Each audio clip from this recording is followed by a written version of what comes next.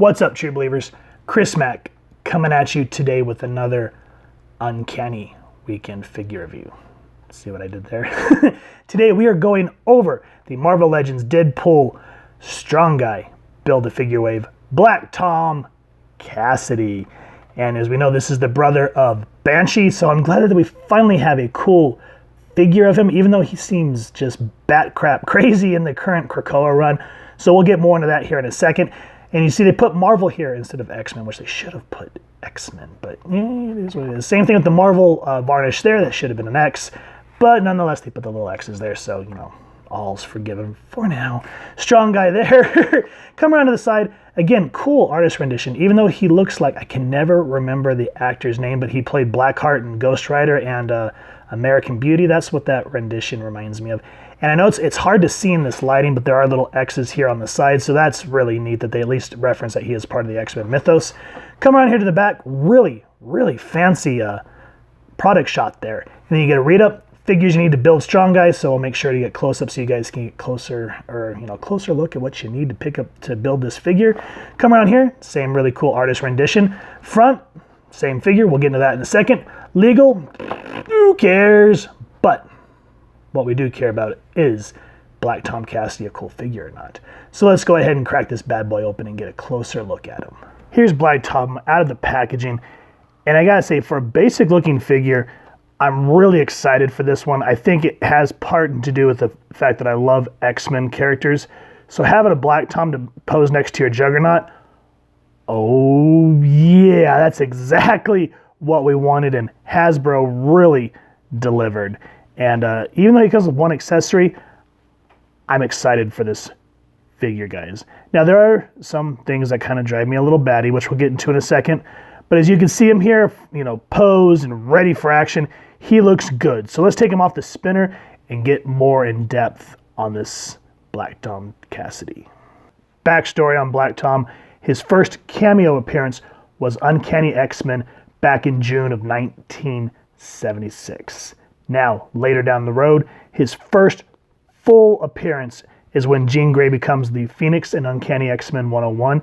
That was October of 1976. And that's where we start to find out that he's the cousin of Sean Cassidy, the Banshee. And just like Cyclops and Havoc, the powers cancel each other out. And he's also the uncle of Siren. Her father is Banshee. Teresa Cassidy, Siren, was originally part of X-Force. So I just kind of like how they start to expand the Cassidy family in the Marvel universe. Now, when Black Tom became a villain, he met and befriended Juggernaut in prison. And that's where those two kind of started to build a rapport. Now, for his powers, I was always a little confused. I had to kind of really go back and think about it. But he can generate blasts of heat through wood. So, he carries his walking stick, which is called the shillelagh, which is an Irish walking stick or club. And later down the road, he was shot by Cable. That happened in the Spider-Man X-Force review, which we have done, so I'll make sure to put those cards around here where you guys can click it and check out the series. After he was shot, he had a wood-like substance grafted onto his wounds. This allowed him to channel his bioblasts directly through his fists. So that's kind of neat that they found a way that he didn't always have to have something with him. He could just use his body as a power conduit. So interesting character. I don't like how he's gone crazy in the newer Dawn of X books. I don't know. It just really feels opposite, because he always felt more kind of like that gentleman villain, and then they just kind of made him random, and it just kind of killed it. But that's just me. Let me know what you guys think down below. Now, for this figure in general, the one accessory he comes with is his old school shillelagh. And I just like how, you kind of get the wooden rivets, so it looks supposed to kind of look like wood. So I think that's a neat little thing that they added all the dots and dents. It would have been cool if they added, like an actual tree rings here on the bottom, but that's neither here nor there. But what really sets it off and really makes it pop in photography is the skull there. You got the little teeth all. I don't know. It really makes it work for this figure, because back in the day, he always just carried around a wooden walking stick or shillelagh. So very much a welcome addition. And I really don't feel like, the only thing else I do kind of wish that he came with were power effects. The thing that I was using earlier for a moment was, if you have the Invincible Iron Man, I used his purple power effects, and I just kind of wiggled it in until it looked kind of cool, and that's how I got that power effect. So that's kind of neat. And again, you know, with all your figures, you can be creative, so that's always a cool idea if they don't, you know, if Hasbro doesn't come with any effects, which I think in part is because of the strong guy. They spent so much money on that, they probably couldn't do a whole lot of accessories or effects, which is kind of like, man. But oh well, nonetheless. Now, for Black Tom himself, this is his old school costume. I'm glad that they went with this look instead of any newer looks or like the 90s white shirt. This old school with, like, I don't know if this is supposed to be the Cassidy family crest or whatever, but I don't know, just this look about him has always been my favorite because it adds this villain thing. Now, the jet black hair, I think it looks good on the figure, but, you know, as you've seen in other comics, he has more of a gray, a little bit of gray here and there. So it is what it is. And the black, you would think all through the figure would be off-putting, but it's not. It really makes it pop, and I like how they added all the shirt ripples in there, so it looks like, you know, it doesn't look like they painted on his body, so that really helps, especially when you're doing photography. The light hits that just right, and you're good to go. And this, I like this neck piece here. That looks really well, and it's a little more pliable. It's kind of a softer plastic, and the face sculpt, really nice, looks nice. You know, all the black on his face for his goatee, mustache. The eyes look good. Let me get kind of a focus. Hair looks good. Just love that crest. And of course, I like this 70s looking belt. That just really makes him look all nice and villainy looking. And of course, the swashbuckler gloves. If I'm not mistaken from what I've seen from other reviewers, is the gloves and the boots are from Shatterstar. So we've gone over Shatterstar, so you want to check out that review. But it works with this character because this is what he looked like. And the boots, those red boots, you know, with the little ripples there, just looks great overall. And, you know, that's basically all the, what you call it, the character is. And I'm glad that the belt is adjustable, you know, instead of just slapping it on there. This is one of those times where I don't mind where a piece like that is loose.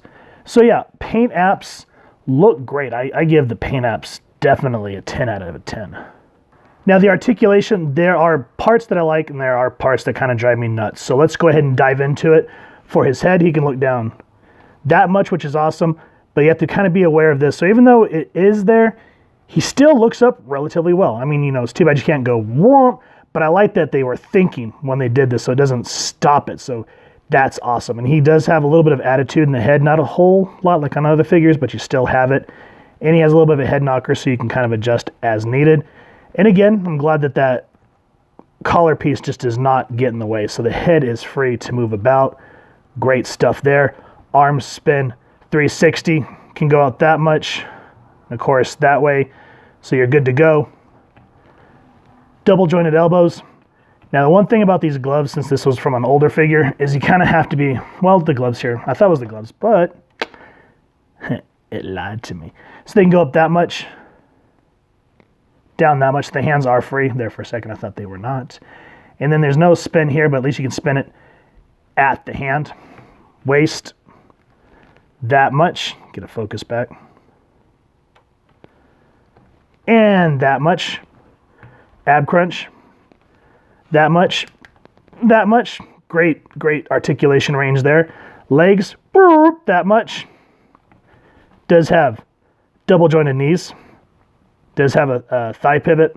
Sadly, not really a whole lot of the boot. Like, it kind of wiggles, but it doesn't give you a whole much range, but at least it's there. Now, the one thing overall in the articulation is the boots, because it's from an older figure, so you can bend them down that much, but it stops here on the boot. They really shouldn't have done that because you can only go up that much. So that's probably the most frustrating thing on the articulation for me. And then, of course, he does have ankle pivots, so at least you get a really great dynamic range on this figure. It's just the boots are probably the only thing, as I said, that drive me nuts. And then after doing this, you know, kind of not live, but you know what I'm saying, recording, I thought the gloves stopped, but they didn't. So that kind of changed my opinion of that right on the fly. So 9 out of 10 for the articulation, because the boots are probably the most frustrating thing. Oh, And the other thing we forgot to talk about, she does have the upper bicep swivel as well. So with that, a 9.5 out of 10. Now, here's Black Tom next to some of the other figures from the Strong Guy wave that we've already gone over. Here's Warpath, Maverick, and Sunspot. And then here is his buddy, the Juggernaut. This is the Build-A-Figure from the Juggernaut Build-A-Figure wave. And I just love how this one looks, in my personal opinion. It kind of has that classic look. The colors are a little bit darker, but still, I really enjoy that one. Now, in terms of the Strong Guy wave, I know that some people have said that they don't like the scaling. They said that Strong Guy, what's his name, Warpath, should be a little bit bigger or a little bit smaller. I think he looks just right. I mean, see how you set him up right next to Juggernaut, and you know, he's another bruiser, so I see him that size. That's how I've always seen Jimmy. And I like how big they made Maverick. He's big, strong, has all these powers. And then even though Roberto is a stronger guy because he can harness the powers of the sun, he's younger, he's part of the New Mutants, so he scales well, he's smaller. And then of course, Black Tom is just, other than his abilities, he's just a normal human being. So he just has that normal look about him. So in my personal opinion, I think they scale very well. And then of course the Juggernaut, being that powerhouse, he has to tower over everybody because nobody messes with the Juggernaut. And yeah, I just love putting these two figures together because they're buddies. And even though they're villains, I like that, they always look out for one another. That's one thing I've always found really endearing and kind of what was that word? Not replace, oh gosh, redeeming. There it is. I haven't had enough coffee yet. Redeeming factor about these two characters. But just in terms of just talking about figures, I think all of them look absolutely beautiful. And I'm just super excited. But I ask you guys, what do you think about the scaling? Are you happy with it? Does it drive you nuts? Let me know down in the comments. I have to say, with this figure, I had more fun than I should have because I started putting him in different like throne room shots, putting him up against the Juggernaut, and I just was a shutterbug with this character. Now, again, I really do enjoy this, and I think, as I said, part of this is biased because I'm an X-Men fan, so to have a Black Tom Cassidy, heck yeah. Now we just need an updated Banshee to kind of offset the villain part, and we will be good to go. However, because of the way the boots are set where you can't lift his feet up anymore, you can only get him on a tippy-toe one instead of being able to flatten his foot at the bottom. So that's really frustrating. And even though, he has the head back, the little flap of his jacket right there, at least you can move his head around. I love this accessory. That shillelagh really makes this thing pop. And as I said, if you have the Invincible Iron Man or any character that has those purple effects, you could put that thing around there, and it just looks almost comic accurate. So guys, I got to give this Black Tom Cassidy a 10 out of 10. He looks good, poses for the most part absolutely well, old school comic accurate, great accessory, and just a welcome addition to the Marvel Legends community. So let me know what you guys think. If you've enjoyed this figure, please first and foremost support your local comic shop and see if they can get it in stock for you. And if you've enjoyed this review or this figure in general, we really would appreciate if you take a moment to hit like, share, and subscribe. Helps the club channel more than you could possibly know. And if you wouldn't mind hitting that fancy little X bell next to subscribe, that way as we continue to upload content, you guys can come to the channel. We love hearing your feedback and talking with y'all down in the comments below or our social media pages, which I'll make sure to leave the links down below. So with that said, I hope y'all continue to have an absolutely amazing day reading. Hope y'all enjoy the photo slideshow at the end, and happy hunting, true believers.